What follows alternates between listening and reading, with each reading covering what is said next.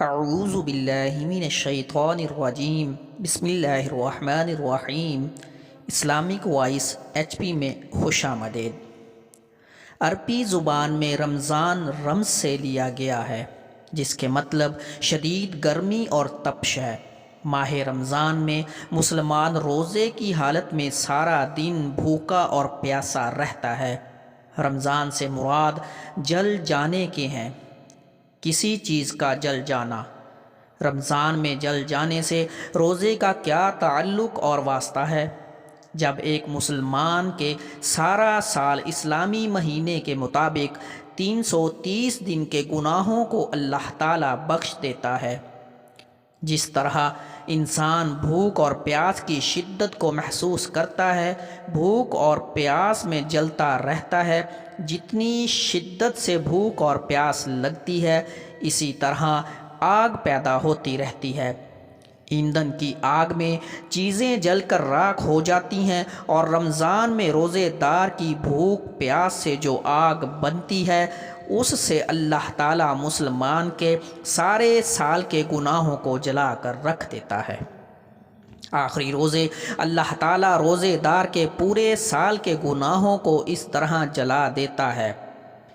روزے دار کو اللہ پاک اور صاف کر دیتا ہے، جیسے کہ اس انسان نے ابھی جنم لیا ہو۔ حج کا مہینہ آتا ہے تو انسان کے ایسے اعمال ویسے کے ویسے ہی رہتے ہیں جیسے پہلے ہوتے ہیں۔ جب رمضان آتا ہے تو نبی اکرم صلی اللہ علیہ وآلہ وسلم کا فرمان ہے کہ ہر نیک کام کرنے کا ثواب کئی گنا بڑھ جاتا ہے۔ ایک فرض کو ادا کرنے کا ثواب 70 فرض کو ادا کرنے کے ثواب کے برابر ہو جاتا ہے۔ ایک نفل کو ادا کرنے کا ثواب ایک فرض کے ادا کرنے کے برابر کر دیا جاتا ہے۔ حضرت علی رضی اللہ تعالی عنہ سے مروی ہے کہ جس مسلمان نے ایک فرض روزے کو چھوڑ دیا، پھر قیامت تک اس روزے کا کفارہ ادا کرنے کے لیے روزے رکھتا رہے، تو پھر بھی وہ مسلمان اس قضا کیے ہوئے روزے کا ثواب حاصل نہ کر پائے گا۔ فرض روزے میں بہت زیادہ طاقت ہے، بغیر کسی وجہ سے رمضان کا روزہ قضا کرنا بہت بڑے گناہ کے زمرے میں آتا ہے۔ اس عمل کو جاری رہنے سے انسان فاسق و فاجر ہو جاتا ہے۔ اس کی حالت میں انسان کو اللہ تعالیٰ سے سچی توبہ و استغفار کرنی چاہیے، تاکہ اللہ تعالیٰ اس کو اس گناہ سے معاف کر دے۔ رسول اکرم صلی اللہ علیہ وآلہ وسلم نے فرمایا کہ میری ملاقات ایسے لوگوں سے کروائی گئی جن کو ایڑیوں کے بل الٹا باندھا ہوا تھا، ان کی بانچیں چیر کر ریزہ ریزہ کر دی گئی تھیں۔ رسول اکرم صلی اللہ علیہ وآلہ وسلم نے فرمایا کہ میں نے پوچھا، یہ کون لوگ ہیں؟ مجھے بتایا گیا کہ یہ وہ لوگ ہیں جو افطاری سے پہلے روزہ افطار کر لیا کرتے تھے۔ پیارے بھائیوں، یہ سزا اس بندے کی ہے جس نے روزہ تو رکھا تھا لیکن افطاری سے پہلے ہی کھول لیا۔ یہ سزا اس کی بتائی گئی ہے جس نے افطاری جلدی کی تھی۔ ذرا سوچئے کہ جس نے روزہ رکھا ہی نہ ہو تو اللہ تعالیٰ نے اس بندے کی کیا سزا رکھی ہوگی۔ پھر ہم اللہ تعالیٰ کی ذات سے دنیا اور آخرت کی سلامتی کے بارے میں سوال کرتے ہیں۔ اللہ تعالیٰ کی رحمت بہت زیادہ ہے۔ اللہ تعالیٰ رمضان کے مہینے کے ثواب کے بارے میں یوں ارشاد فرماتا ہے، ایک فرض کو ادا کرنے کا ثواب 70 فرائض کو ادا کرنے کے برابر کر دو۔ نفل کو ادا کرنے کا ثواب فرض کو ادا کرنے کے برابر کر دو۔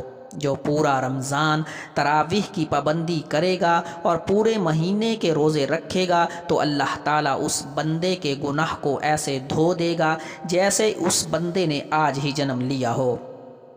اللہ تعالیٰ کا ارشاد پاک ہے کہ جس نے روزہ اور نماز میری رضا کو حاصل کرنے کے لیے پڑھی تو میں اس کے سارے سال کے گناہوں کو معاف کر دوں گا۔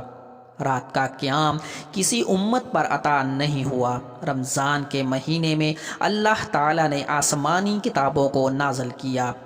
پہلے روزے کو اللہ تعالیٰ نے حضرت ابراہیم علیہ السلام پر، 2 رمضان کو حضرت موسیٰ علیہ السلام پر تورات نازل فرمائی۔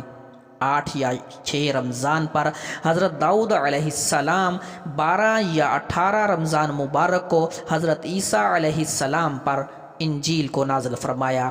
باقی کتابوں کو مکمل ایک ہی دفعہ نازل فرمایا گیا۔ رمضان میں ہی لیلۃ القدر میں اللہ تعالیٰ نے غار حرا میں قرآن پاک کو نازل فرمایا۔ اللہ تعالیٰ نے قرآن پاک کو ایک بار نہیں نازل کیا، قرآن پاک کو اللہ تعالیٰ نے 23 سال کی مدت میں مکمل کیا۔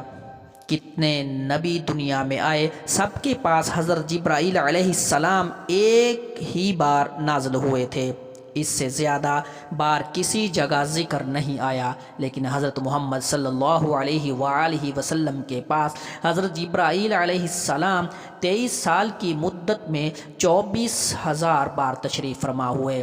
جو شخص رمضان مبارک میں صبح کو روزے کی حالت میں اور رات کو تراویح ادا کرتا ہے، اس کو بہت زیادہ ثواب ملتا ہے۔ نبی اکرم صلی اللہ علیہ وآلہ وسلم کا فرمان ہے کہ تراویح کے ہر سجدے کے بدلے میں اللہ تعالیٰ 1500 نیکیاں عطا کرتا ہے۔ اس لیے ہم کو چاہیے روزے کے مہینے میں دنیاوی کاموں کو کم وقت دیں، زیادہ سے زیادہ وقت اللہ تعالیٰ کی یاد میں، مصروفیت میں گزاریں، کیونکہ عام دنوں کی نسبت رمضان میں اللہ تعالیٰ ثواب کو کئی گنا بڑھا دیتا ہے۔ اپنے ملازمین کو بھی روزے کی تلقین کیا کریں، ملازموں سے رمضان میں بالکل کام کم لیا کریں تاکہ وہ عام معمول کے مطابق کاموں میں مشغول رہنے کی بجائے زیادہ سے زیادہ وقت اللہ تعالیٰ کی یاد میں گزار سکیں۔ روزے دار کے جسم سے روزہ فالتو چیزوں کو ختم کر کے شیطان کے خلاف لڑنے کی طاقت دیتا ہے۔ رمضان میں اللہ تعالیٰ روزے دار پر روزے کی حالت میں حلال چیزوں کو کھانے سے بھی منع فرما دیتا ہے۔ رمضان کے مہینے میں روزے دار روزہ رکھ کر برے کاموں سے منع ہو جاتا ہے۔ وہ غیر عورت کو حرام کی نگاہ سے نہیں دیکھتا، وہ تمام برے کاموں سے دور ہو جاتا ہے، گالی، غیبت، جھوٹ جیسی برائیوں سے بچ جاتا ہے۔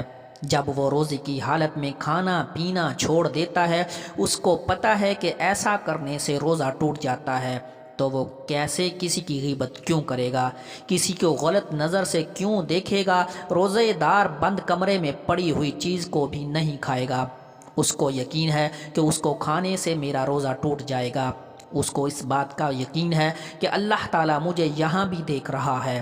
روزے دار کبھی بھی بند کمرے میں پانی نہیں پیے گا، نہاتے ہوئے بھی اپنے منہ میں پانی کا قطرہ نہیں جانے دے گا، کیونکہ اس کو یقین ہے کہ اللہ تعالیٰ مجھے ہر جگہ دیکھ رہا ہے۔ لوگ کہتے ہیں کہ رمضان میں جھوٹ نہیں بولنا چاہیے، رمضان میں کم نہیں تولنا چاہیے، رمضان میں کیوں نمازیوں کی تعداد میں اضافہ ہو جاتا ہے؟ کیونکہ ماہ رمضان میں شیطان کو قید کر دیا جاتا ہے۔ حضرت محمد صلی اللہ علیہ وآلہ وسلم کی امت سے پہلے یہ شرف کسی بھی امت کو حاصل نہیں ہوا کہ رمضان کے مہینے میں شیطان کو باندھ دیا گیا ہو، جہنم کے دروازے بند کر دیے گئے ہوں، جنت کے دروازوں کو کھول دیا گیا ہو۔ رمضان کے مہینے میں امت محمد صلی اللہ علیہ وآلہ وسلم پر چونٹیاں، مچھلیاں اور ہوائیں بھی دعا کرتی ہیں۔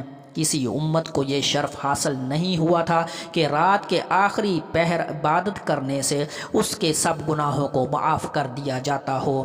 حضرت محمد صلی اللہ علیہ وآلہ وسلم کی امت کے سوا یہ شرف کسی امت کو حاصل نہیں ہوا کہ رمضان کے مہینے میں وصال کرنے والے کا انتظار جنت کی حوریں جنت کے دروازوں پر کھڑے ہو کر کر رہی ہوں۔ اللہ تعالیٰ روزے دار کے لیے جنت تیار کی ہے کہ دنیا میں میرے اس نیک بندے نے روزہ رکھ کر سارا دن بھوک اور پیاس سے گزار دیا تھا، میں یہاں اس کا صلہ اپنے نیک بندے کو عطا کروں گا۔ اللہ تعالیٰ سے دعا ہے کہ اللہ تعالیٰ ہم کو نیک اعمال کرنے اور رمضان المبارک کے روزے پوری ہمت و استقامت کے ساتھ رکھنے کی توفیق عطا فرمائے، آمین ثم آمین۔ ناظرین، ویڈیو اچھی لگے تو ویڈیو کو لائک، شیئر اور کومنٹ سیکشن میں اپنی رائے کا اظہار ضرور کیجیے۔